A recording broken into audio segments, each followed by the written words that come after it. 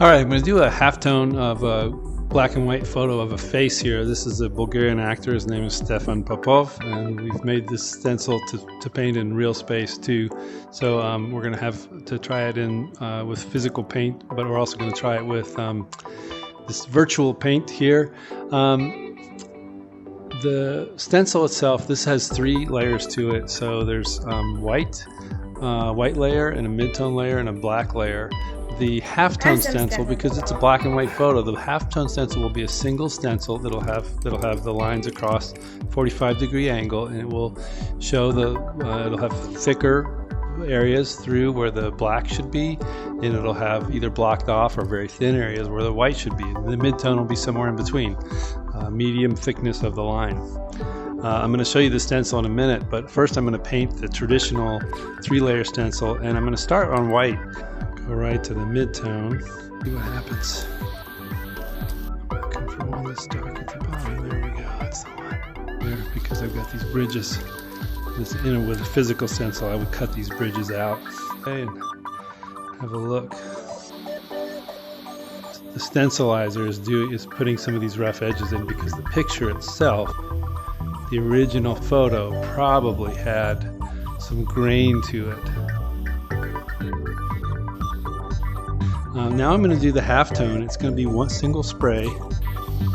Sometimes the halftone stencil, as soon as you look at it, you see all the detail. It's just as if you were painting, just as if you had already painted it. These bridges are distracting. Maybe I should fix those right away. But you see that this really looks like there's a gradient. It's like the lines are thicker and then thinner and thicker and thinner, and they don't have this, dramatic. Oh, part of his head is black and part of his head is gray and part of his head is white. No, his head is spherical, so the light follows around this from side to side, and you can do that with halftone. Halftone shows the gradient better than this does.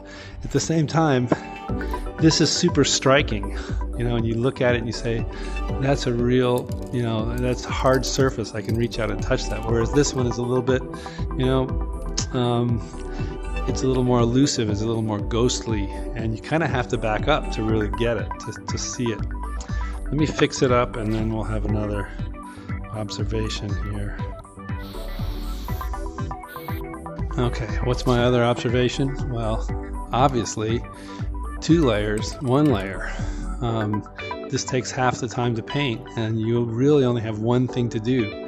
If you wanted to paint this on a pink surface, black on pink would look just as good as black on white. You could do that here too. You could paint a mid-tone gray and then a black on a pink surface and it would look good.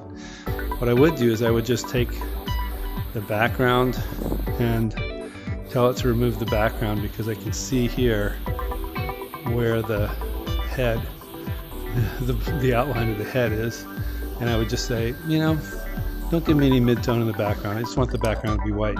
You get more for your effort with the one on the left. This is Dave. I'm signing off.